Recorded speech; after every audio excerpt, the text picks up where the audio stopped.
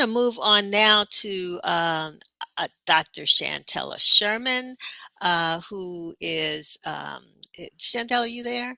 I'm here. Okay, so I don't have balloons. I really should have balloons and horns and all kinds of things because first, I want to congratulate you for winning first and second place prizes for your MLK supplement last year and the 2021 March Health supplement.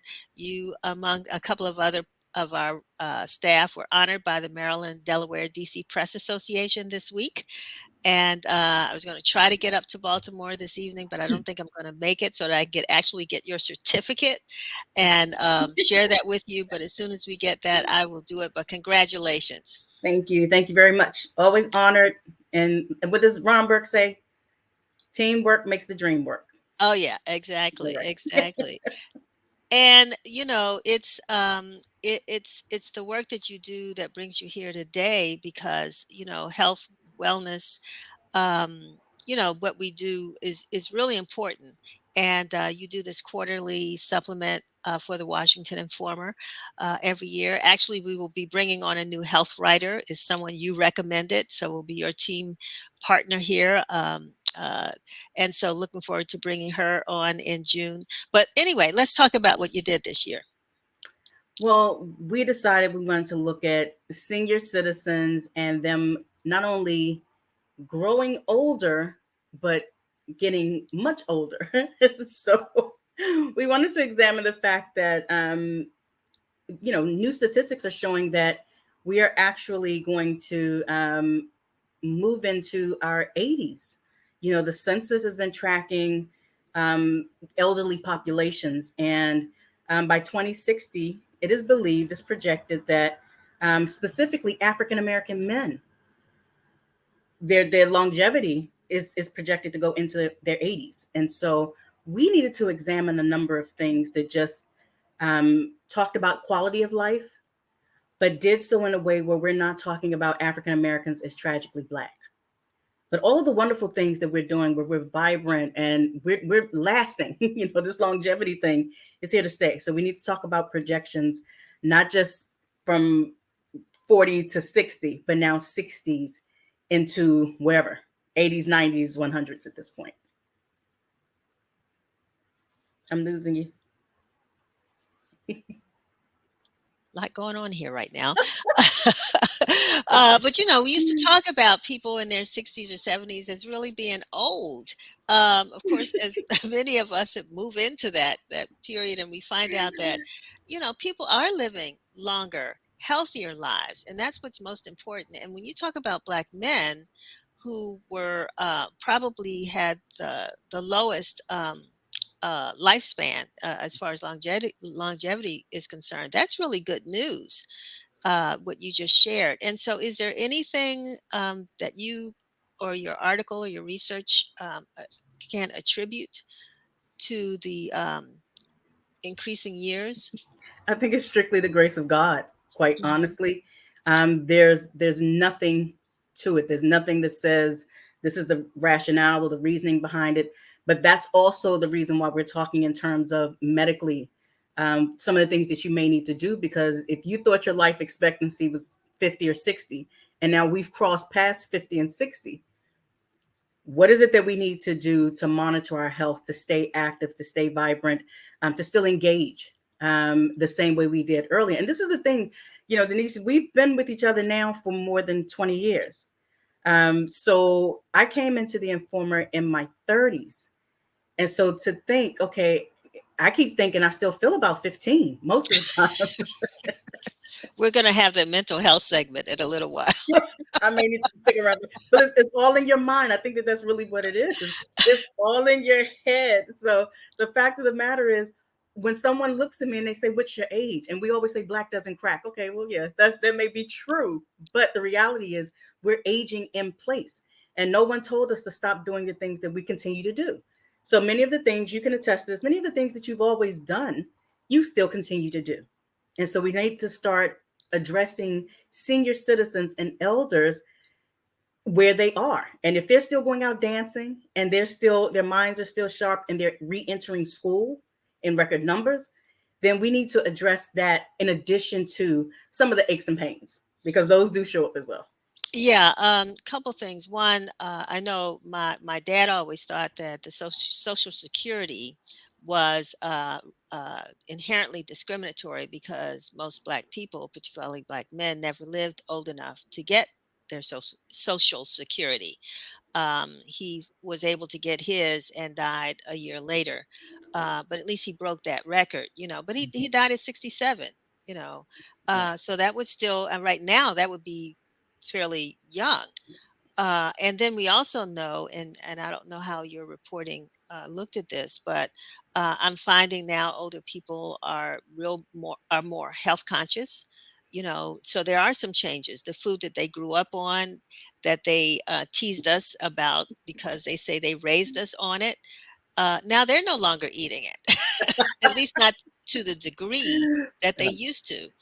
And if you go around to the senior wellness centers in the district and other places, or the local pools, you see older people swimming, walking. So they are making some lifestyle changes that are a little different. And I think I've heard a statistic once that said that, and I shouldn't throw out statistics that, and I don't know where it came from. But anyway, Right. you know, if a Black man can make it beyond the age of 30, because of, you know, the death rates of young people and what's happening on our streets, or it's some age like that, then normally they can live very long lives. Right. So I'm glad you did this issue. What else? What else was there? Well, one of the things that I wanted to make sure people understood historically is that when we talk about mortality and morbidity, it's there. You know, there are these health disparities, and that's not necessarily new.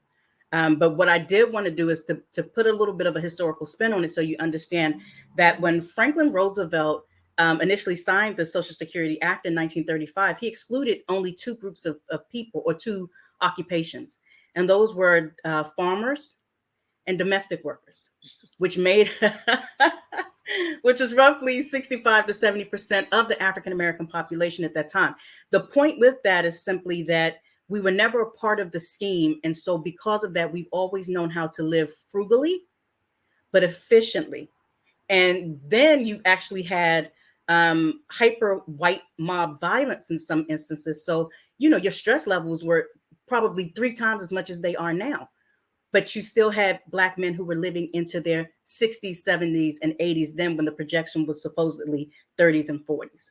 So we've been able to be as resilient as we've always been. And there are ways of, I've seen African Americans start small gardens, windowsill gardens. So some of this is going back to the things that their grandparents and great grandparents did.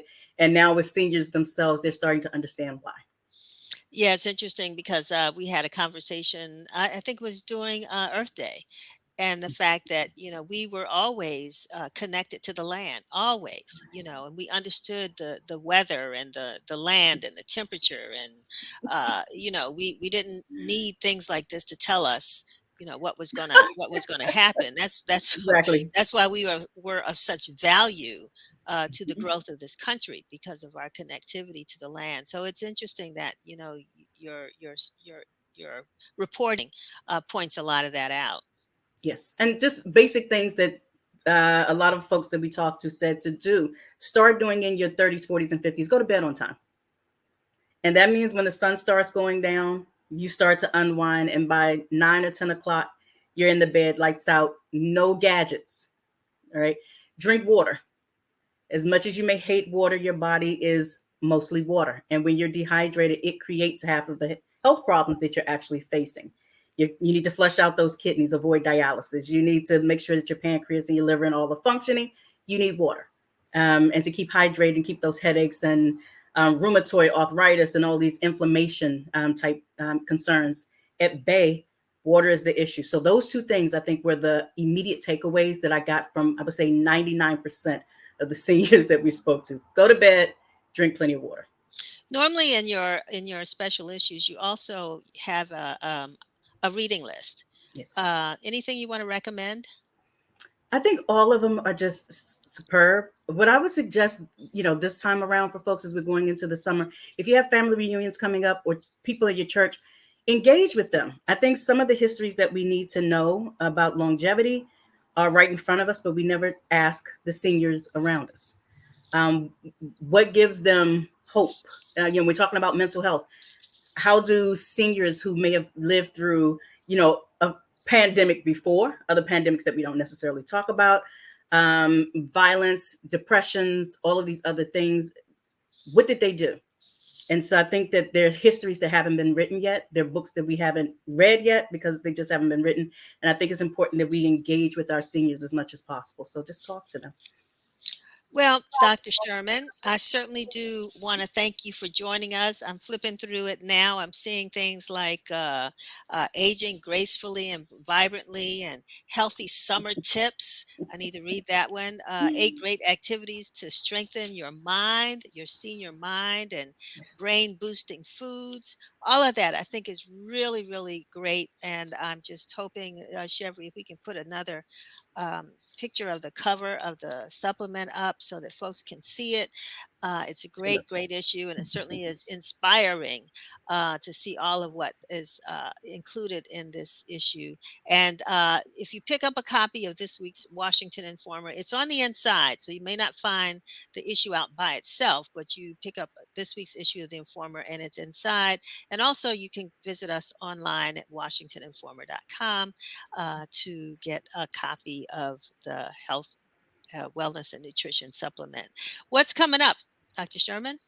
Home ownership supplement is coming up right around the corner. And I will be working with a number of team members to make sure that we give you all the good, fast, and lovely about home ownership. Make sure that you have curb appeal, but also that you're living in place and that you're getting the value out of your home. Wonderful. Thank you so very much for being with us. Thank you. We will talk to you again soon. Alrighty. All right.